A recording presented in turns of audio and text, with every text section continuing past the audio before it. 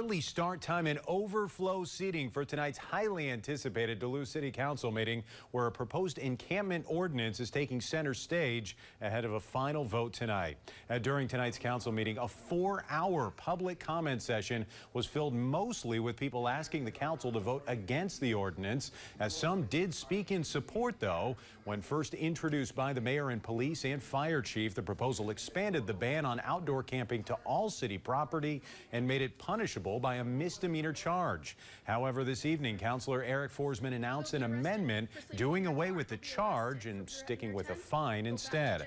And Northern News Now's Cara Kopp was there for the entire meeting tonight, which, by the way, is still happening. She joins us live now from City Hall. Cara, what's the latest there?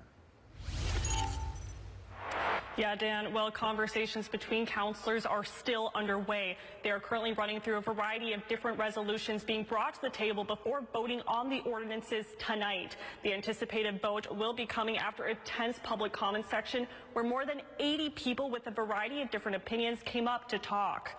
Many of those who spoke voiced their frustration with the ordinance even after the amendment. Some said the ordinance would continue to marginalize unhoused people by putting them in a situation where they would likely get in trouble, noting how shelters like Chum and Safe Haven are overwhelmed and currently not able to support everyone who comes to their doors, saying even with the amendment, the decision to pass the ordinances are being rushed. These ordinances, even if just reduced to a fine, will harm individuals and communities more than it will help. If we further criminalize being unhoused in Duluth just to have an immediate solution for the encampment at City Hall.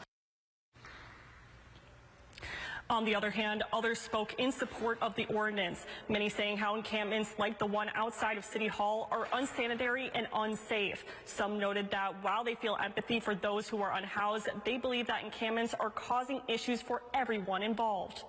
I've seen the frustrations of the police department and the fire department and the not-for-profit community in dealing with this. We've got to get a handle on this. Another ordinance that raised concerns for speakers included making blocking passages on streets and sidewalks worthy of a misdemeanor, many saying that it will create issues in cases of protesting. The meeting is still happening, so I will be heading upstairs and tell you what the councilors voted tonight.